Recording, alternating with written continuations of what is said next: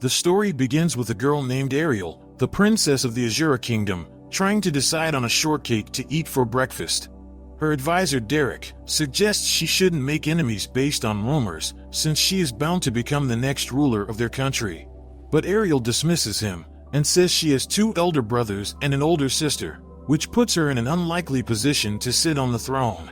Suddenly, a beast boar appears from the nearby jungle and interrupts their discussion. Ariel's bodyguard Luke tries to fight the beast, but gets thrown into the pool. Derek makes himself a human shield, and says he wants to see her become the ruler, before the boar attacks him and fatally injures him.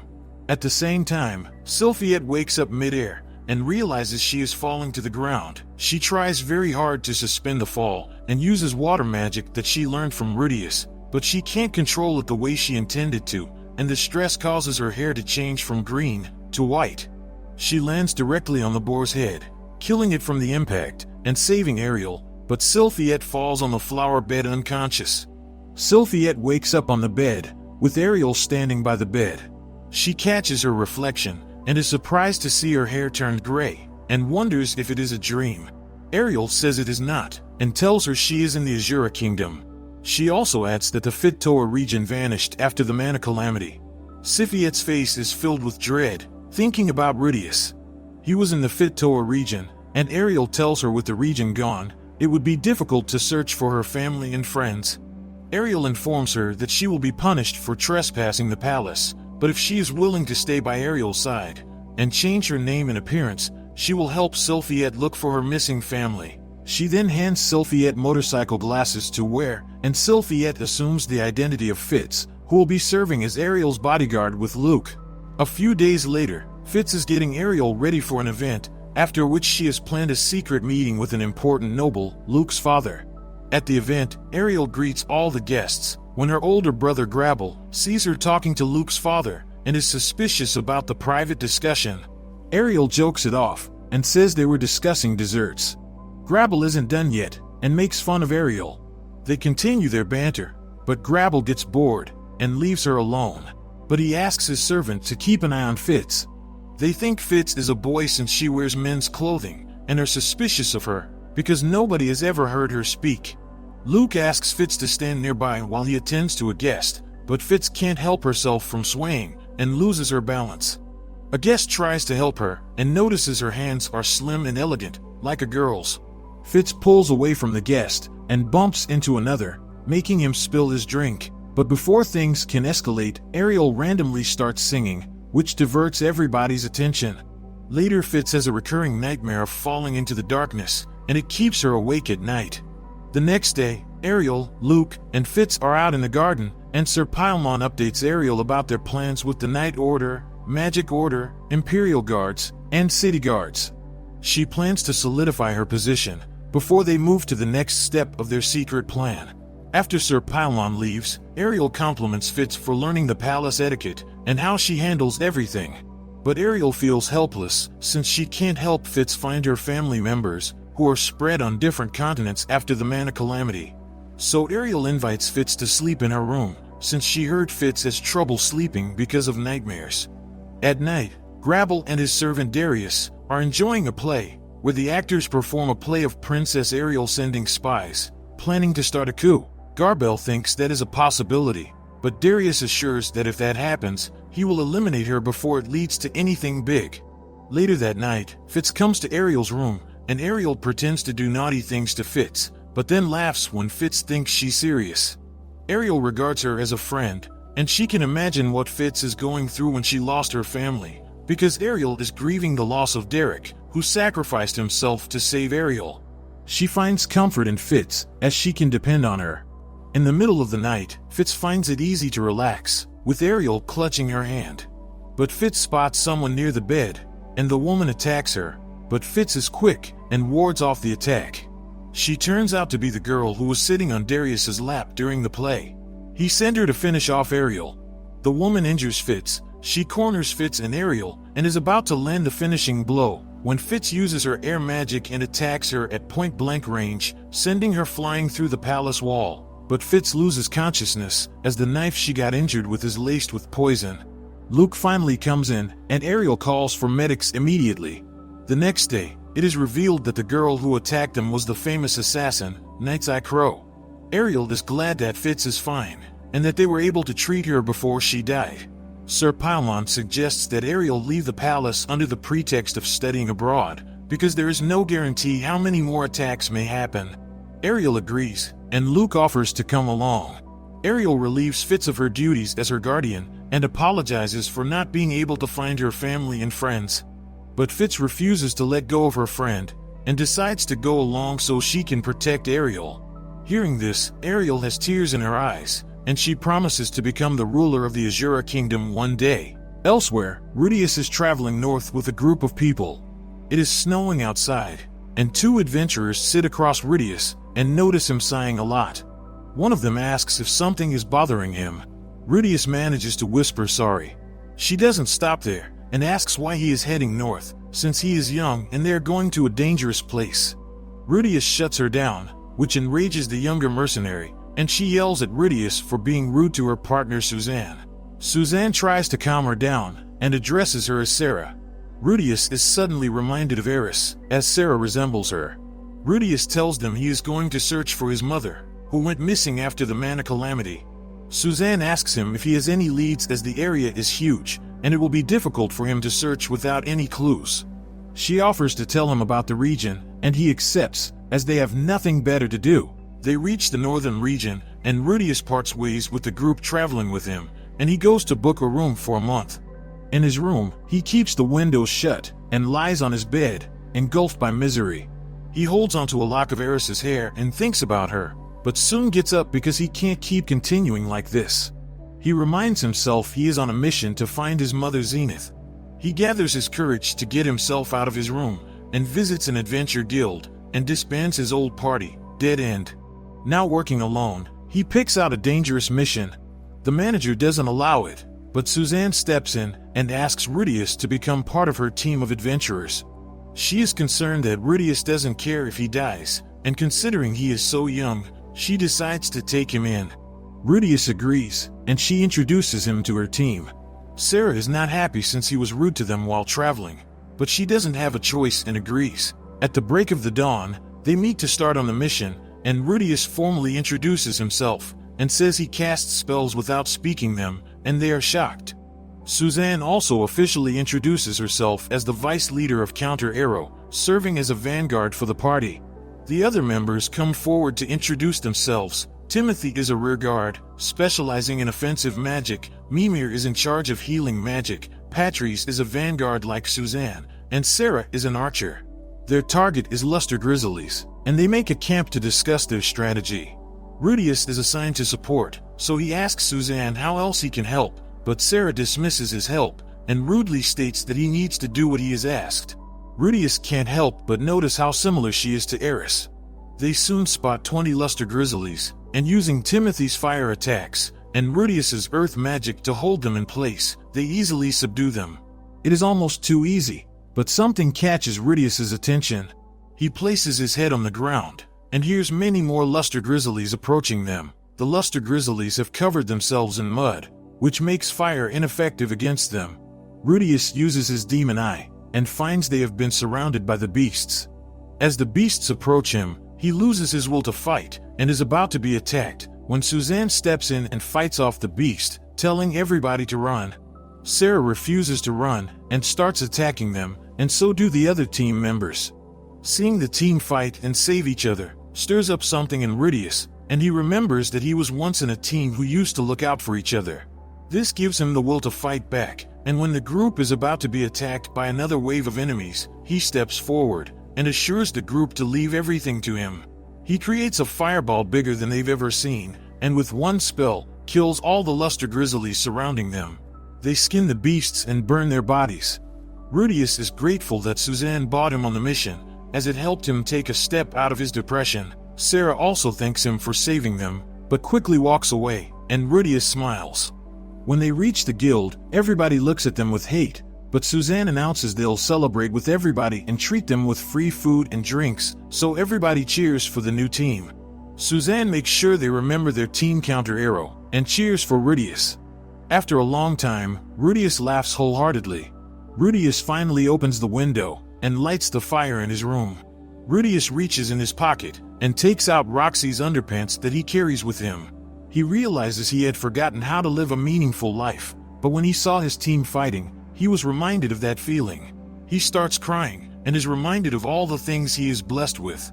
If there are people he has lost, there still are others who gave him more than he can ask for.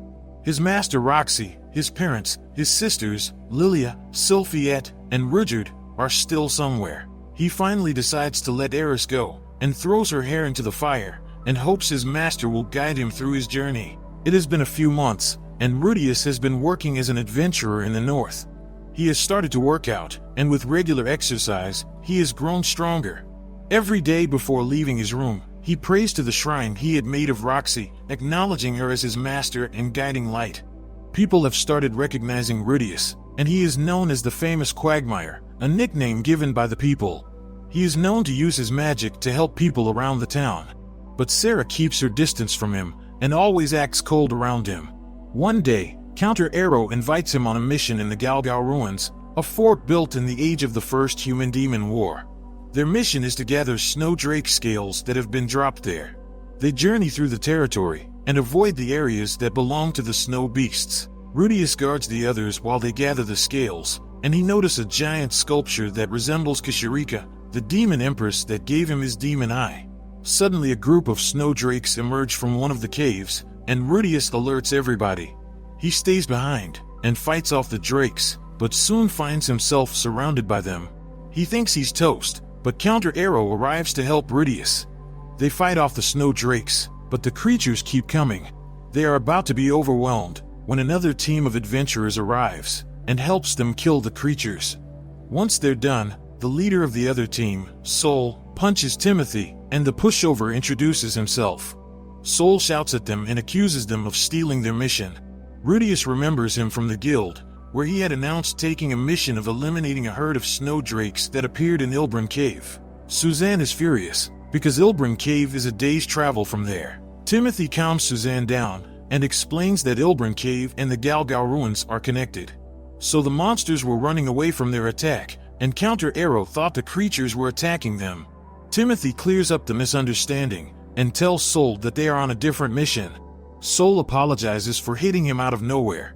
After they return to the town, Sarah asks Rudius to stay for the after-party in the guild, and for the first time Rudius stays. The team members are having fun, when Soul drunkenly walks to their table, and yells at Rudius for being obnoxiously pitiable. He hates that Rudius is doing everything half-heartedly, and doesn't show any enthusiasm when the others put their lives at stake. Rudius just smiles, and lets Soul shred his self-respect into pieces. The next day, Rudius is waiting for Counter Arrow at the guild, when Soul walks in from a blizzard, and gets irritated seeing Rudius there. Soon after Suzanne, Timothy, and Patrice walk in, and they look grim, so Rudius asks them what is wrong. Suzanne tells Rudius that Sarah and Mimir are dead. Timothy is shaking with guilt, and blames himself for leaving them back there. He believes if they go back, there is still a chance they might find Sarah, but the blizzard is blocking their way, so there is no way they can search. Rudius doesn't react much, and asks for the location where they got separated. Suzanne tells him they got lost at Trier Forest, because they didn't see the blizzard approaching and were attacked by a herd of beasts. Rudius excuses himself, and returns to his room, where he packs for a journey, and easily gets rid of the blizzard to search for Sarah himself. As he travels, Soul's words ring in his ears. But Rudius is determined to find answers, and he feels that finding Sarah would help him realize his purpose. Rudius comes across a herd of beasts lying in his path, and he uses magic to eliminate them all, and walks to the pile of bones and scraps nearby. He finds Mimir's remains, and wraps them in a cloth. He then looks for Sarah's remains, and finds her earring. He burns the pile of bones and thinks of Sarah, when the trees suddenly attack him. Rudius spots Sarah tied in the creepers of one of the trees. He fights through the trees, and frees Sarah from the trap. Sarah soon gains consciousness, and Rudius is overjoyed to find at least one of his teammates alive. They take shelter in a nearby cave, and dry themselves off with the heat from the fire. Sarah asks about her team, and Rudius tells her they are fine, and tells her how he learned about her. He also tells her about Mimir's death. They soon decide to head back, and before leaving Sarah thanks Rudius for saving her. She has happy tears, and she smiles at him for the first time. Rudius feels what he did was worth it, and he silently thanks Sarah for saving him from despair. They soon reach the town and meet Counter Arrow, as they're heading out to search for Sarah. They're surprised to see her alive, and Timothy thanks Rudius for saving her. Rudius feels it's his way of paying back Counter Arrow for helping him come out of his depression. That night, Rudius is happy, and believes he will be able to sleep comfortably for the first time in years. Since that day, Rudius has been working alongside Counter Arrow, spreading his name quickly in the nearby villages. Sarah and Rudius are getting along well, and he thinks Sarah has grown closer to him. However, whenever the topic of Roxy comes up, her mood sours. One day at a mission celebration, Sarah asks if Rudius will accompany her shopping, as she wants to buy a new dagger, and he happily agrees. Suzanne and Timothy have smug expressions, and he realizes that it's a date. The next day, Rudius and Sarah visit a swordsmith, and both buy a dagger for themselves. They talk and laugh, and spend a fun day together. In the evening they get drunk, and Sarah hints at how she feels about Rudius. Rudius decides to escalate things strategically, and they go back to Rudius's room. Sarah allows him easy access, and Rudius obliges, but he is shocked to find his body is not reacting at all, and they are both embarrassed. Sarah leaves after saying that she just wanted to repay him for saving her life, and he shouldn't mistake it for liking him. Rudius goes back to the bar, and drinks his sorrows away, when Sol and his team walk in. Sol instigates Rudius as he always does, but this time Rudius punches Sol. He is overwhelmed with emotions and starts crying. Sol feels bad for Rudius, and offers to talk with him over drinks so he can help him. Rudius finally calms down, and tells him that he got dumped, because his manhood betrayed him when he needed it the most. Sol believes that Rudius is just depressed, and asks him to tell him about his past. He also tells Rudius to drop the act and speak to him informally so can truly let his emotions out. Rudius explains what happened with Eris, and starts crying again. Sol doesn't know what to do, but now that he knows the cause, Sol thinks he needs to go to a professional, and takes Rudius to the pleasure district. Sol sets up Rudius with a professional named Elise, who tries many things on Rudius, but nothing seems to work. Elise infers that Rudius is afraid of women, and can only heal if he builds a relationship slowly. Sol asks if there is such a person who wouldn't hate him at any cost, and Roxy's face pops up in his head, but he dismisses the thought and drinks till he passes out. They wake up, and the owner tells them to leave. While heading back, Sol encourages Rudius to go slow with Sarah. Even though she is prepared, Rudius needs more time, and the way Sol sees it, Sarah has feelings for him. She didn't mean it when she said it was just an obligation for her. But Rudius is done with feelings, and says that she is built like a child, and she needs a bigger rack. Sarah is standing nearby and hears everything. Sol tries to stop Rudius from talking, but Rudius keeps going until he sees Sol's expression, and turns around. Sarah walks to him, and slaps him for breaking her heart. She throws away the dagger they bought together, and warns him never to show his face again, and walks away. Rudius drops to his knees, and tries taking his own life, but Sol snatches it away before Rudius can do any harm. Rudius cries, and says nothing matters to him anymore, so Sol suggests he returns home. But he says Paul is far away in Millis, so Sol asks him to come along with his team. They have found a large labyrinth, and they will be departing that day. He asks if he wants to come along. Rudius is overwhelmed, and asks Sol why he's going to such lengths to help him. Sol admits that he hated Rudius and his polite creepy smile, but now that he got to see the real him, he doesn't hate Rudius anymore. Rudius feels guilty for misunderstanding Sol, and agrees to come along and embark on a new journey. Elsewhere in a guild, Roxy's partner Elinolise hears about a powerful mage who slayed a stray dragon single-handedly. She hears the name Rudius, and quickly finds out where he is, in exchange for her body. After some time, Rudius journeys with Sol and his team. They are traveling in a snowstorm, when they hear a noise in the distance.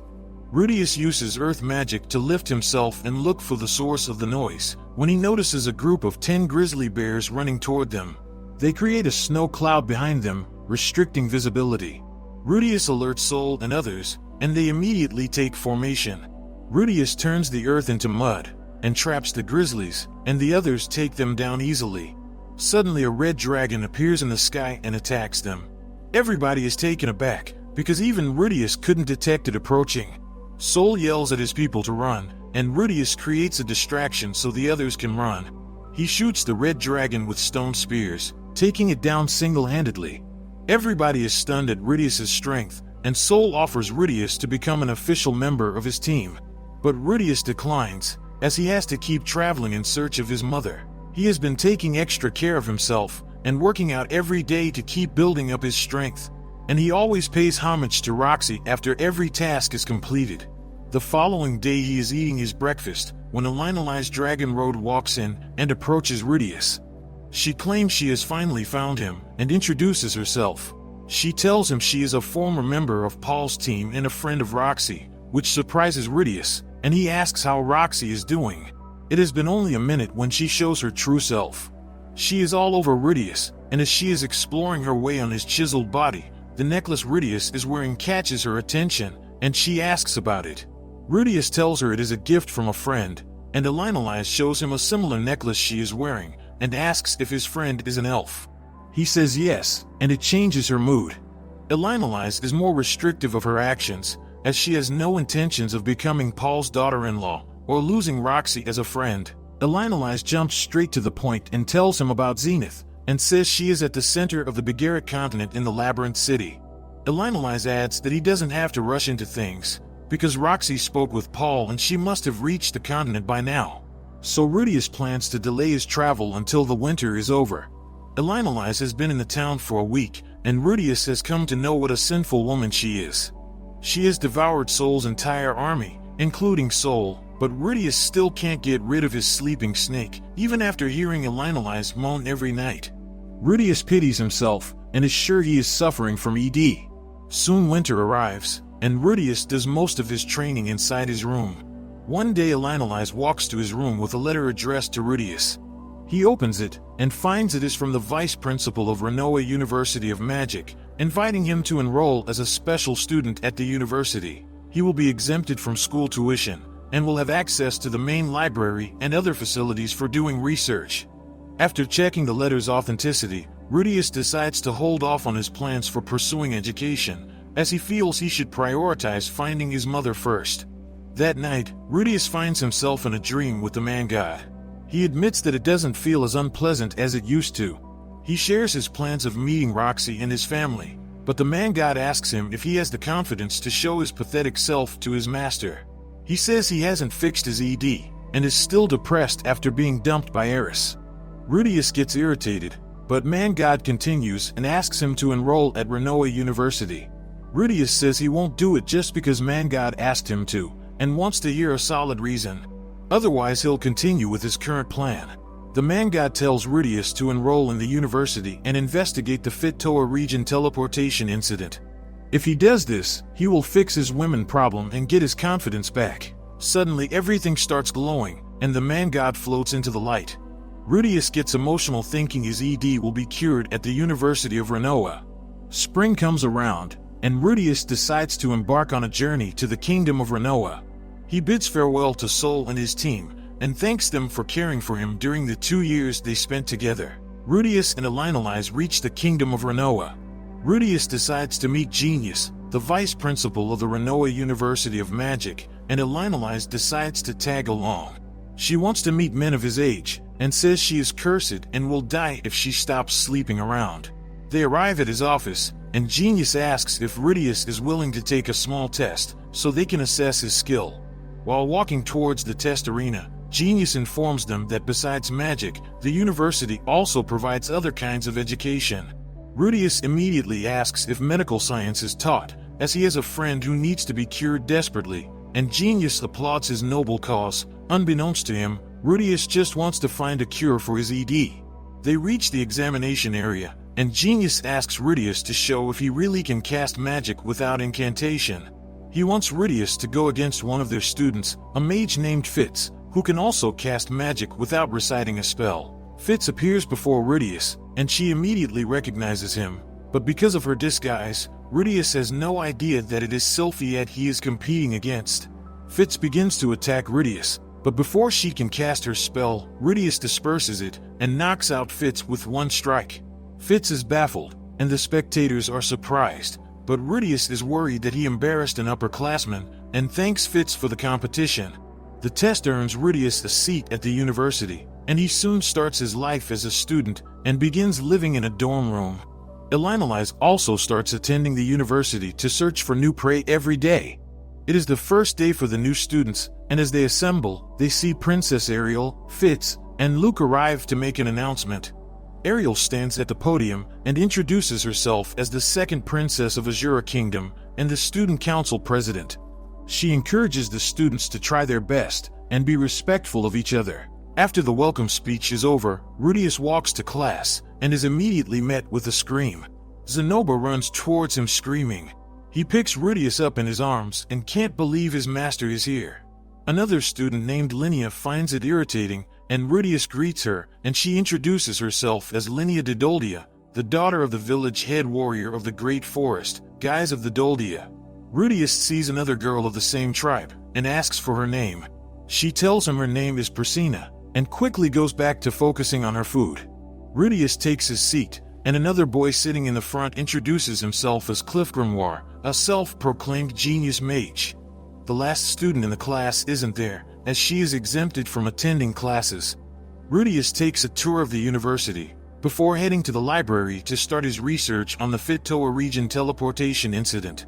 As he's bringing books to the table, he runs into Fitz and apologizes for the first day, as he doesn't want a senior holding a grudge against him. Fitz decides to keep her identity a secret, and talks to Rudius as if she doesn't know him. Rudius tells her that he is there researching the teleportation incident, and Fitz recommends a book he can start with before she leaves. Later that day, Rudius is eating lunch with Zenoba when Luke comes to meet him and mocks him for not being observant enough.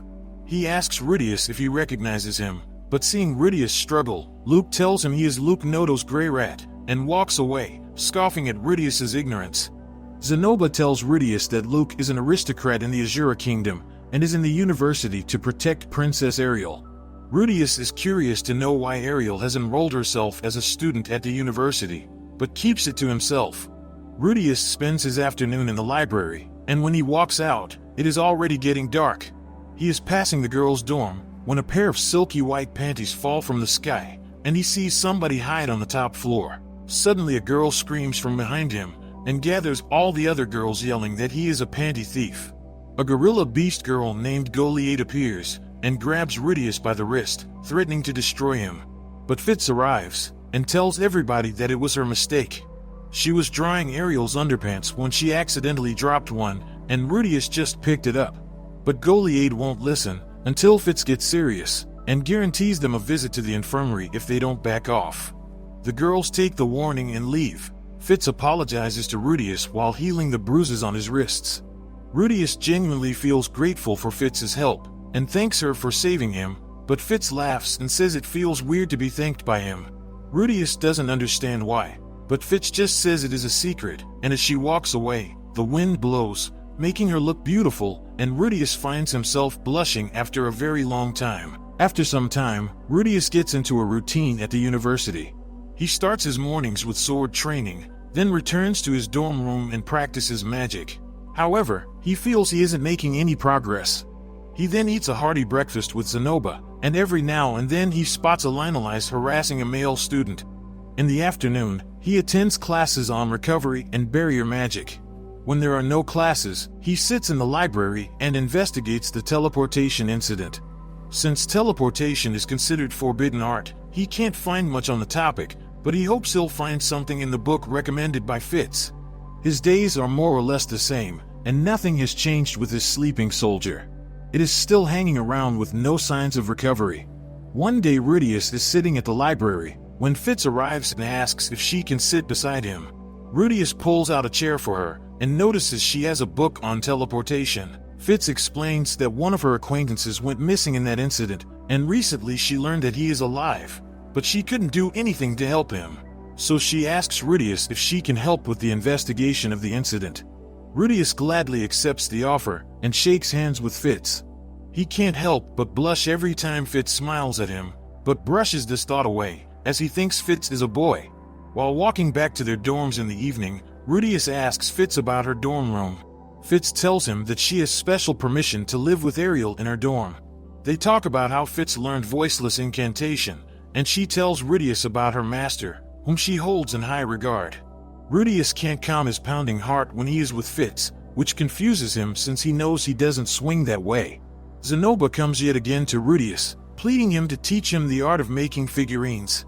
Rudius finally accepts, and the training begins, but Zenoba is unable to use earth magic, no matter how much he tries. After passing out many times due to exhaustion, Zenoba is ready to give up, but Rudius thinks of another way. He creates a clay block and a scalpel for Zenoba to carve, like how it was done in primitive times. But Zenoba ends up destroying the clay. The next day Rudius shares the incident with Fitz, and she recommends visiting a slave market to find someone to sculpt for their Zenoba. She hints at tagging along, and Rudius invites her to join them. The next day they meet up, and she introduces herself to Zenoba. Zenoba brags about his nobility, but Rudius reminds him that it was Fitz's idea to help him, so he should be more respectful. They depart for the market, and find a merchant selling slaves. After browsing around, Fitz proposes they find a young person who can be taught easily, and Rudius suggests looking for a dwarf, as they are said to be talented. They talk to the merchant about their requirements, and he finds a dwarf girl who is 6 years old. However, she can't read and is malnourished. The trio decides to meet her, and they are taken to the back room, where people are locked up in cages. The merchant drags out the young girl who doesn't have the strength to stand. She looks like a hollow shell, and Rudius is moved. He was once like that, and so he decides to talk to her in demon language. She doesn't respond right away, and Rudius knows he can't help her until she wants to be helped. He asks her if she wants to die, because he can do that for her and put her out of her misery. The girl sits there, and suddenly she has tears in her eyes, and she manages to say she doesn't want to die. That is enough for Rudius, and he immediately uses his coat to cover her. They take her with them, and while feeding her in a restaurant, they decide on a name for her since dwarfs don't get one until they are 7. Zenoba suggests Julius since it was the name of his brother, who he accidentally eliminated because he couldn't control his powers. Rudius suggests making it Juliet since she is a girl. Juliet repeats her name as Julie, and feels happy to have an identity. Julie now lives with Zenoba and takes care of him. During the day, Rudius teaches her languages and voiceless incantations. At the university, Fitz's morning routine starts with running around the city, as it helps her train and get familiar with her surroundings. Fitz finds the classes dull, as she has already learned these things from Rudius. After classes, Fitz, Ariel, and Luke decide to go to a boutique, and Fitz takes them to an alley she discovered in one of her morning runs, and is a shortcut to the boutique. She says since their city is prone to invasions, the architects of the city have made the town into a complex maze. But she suddenly stops, and struggles to keep her thoughts in control when it comes to Rudius. It has been an entire month since Julie arrived, and she has already learned to make clay lumps with voiceless incantations. Rudius had never thought that a person like Zenoba would start caring for Julie. Normally the slaves are branded to prevent them from escaping, but Rudius sees Julie as a student, and for Zenoba she is a sister student. One day while Zenoba is singing praises of Rudius, Rudius asks Zenoba to see Roxy's figurine. Suddenly, all the blood flows from Zenoba's face, and he starts sweating nervously. He tries to avoid bringing the box by saying he left it at home, but Rudius knows he is lying. Reluctantly, Zenoba brings out the box, and Rudius is shocked to see Roxy's figurine smashed into hundreds of pieces. Rudius suddenly feels his anger rising, and he starts yelling, reminding Zenoba how much love he poured into making his master's figurine. Rudius is about to explode from anger, when Zenoba blurts out the truth. He tells Rudius that when he was in his first year, he was challenged by Linnea and Priscina to a duel.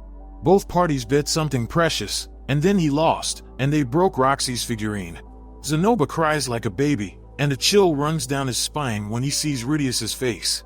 Rudius says he should have told this earlier, and he calms himself down. After thinking for a while, he proposes they make a plan to make them pay for what they did. Linnea and Priscina are walking back to their dorm when they see Zenoba and Rudius blocking their way. Linnea asks them to get out of their way before they are beaten to a pulp. Rudius instigates the two sisters, and Linnea takes the bait. She attacks Rudius, but Rudius is easily able to see her movements using his beast eye, and stops her with the palm of his hand. He renders her unconscious, shooting a mud pellet at her forehead. Meanwhile, Zenoba tries to handle Priscina, but she is too quick for him. Rudius stops her using his earth magic, and uses the same mud pellet technique, making her fall unconscious. When the two girls wake up, they find themselves tied in Rudius's room, and Rudius says he'll deliver punishment for what they did, after telling them that the figurine they smashed was the embodiment of his goddess. He brings his shrine with Roxy's underpants, and shows it to them. They are blinded by the dazzling light, and Zenoba and Julie start chanting Roxy's name. The sisters realize what grave crime they have committed, and try to blame each other. Rudius tells them that he was wrongly accused by the leader of their tribe, and was a victim of various forms of punishment. He threatens to do the same with them, which leaves them in tears, and they beg for forgiveness. As Rudius thinks of a way to punish them, Zenoba tells them that it is broken so badly that even Rudius can't fix it. But Rudius never thought about that, and he can easily fix the figurine. The next day, Rudius narrates the incident to Fitz, who is shocked to hear that Zenoba and Rudius have confined two girls. Rudius clarifies that they are in his room, but he hasn't done anything to them, except touch their beasts to see if his little soldier reacts. Fitz doesn't react to the borderline sexual assault, and Rudius asks for Fitz's advice on how he should teach them a lesson that leaves him satisfied, but won't leave them bearing a grudge. Fitz comes up with an idea, and that evening they go to Rudius's room, but it reeks of urine since the girls were tied down, and had nowhere to go to the bathroom. After cleaning and drying their clothes, the sisters ask permission to return to their room. Fitz points out that they don't sound remorseful, but they start giving Fitz attitude, and Rudius gets annoyed and warns them that any disrespect towards Fitz won't be tolerated. The two girls instantly sit down, and Fitz draws on their faces with magical ink. She says that if she says a certain spell, it will make the ink permanent. They will have to spend the entire next day with the ink on their faces, and if their behavior is good, Fitz will remove it by the end of the day. The girls leave, and Rudius asks what would happen if someone accidentally says the spell. Fitz says that won't be a problem, and what she told them is a lie. The ink is cheap ink from the magic store, and will come off when mana is poured on it. Rudius laughs at Fitz's genius idea. Fitz asks Rudius about the shrine he has in his room, and Rudius explains that it has a sacred object inside. She goes to inspect it, but Rudius abruptly stops her, as he thinks it would be too much for her to handle. Fitz looks around for a bit, and tries out Rudius's pillow, which makes a rattling noise. Rudius looks at her, and she asks if Rudius is curious to see her face. Rudius admits he is, and Fitz goes to remove them, but she decides against it, and says under the princess's order, she can't show her face to anyone. Fitz soon takes her leave, and after she is gone, Rudius sits on his bed for a long time, wondering what would have happened if he had seen her face. He thinks it would have been something that couldn't have been undone, and that brings us to the end of this episode of Jobless Reincarnation Season 2. If you want to find out what happens next, make sure to like this video, subscribe to Panorama Anime, and comment for the next episode.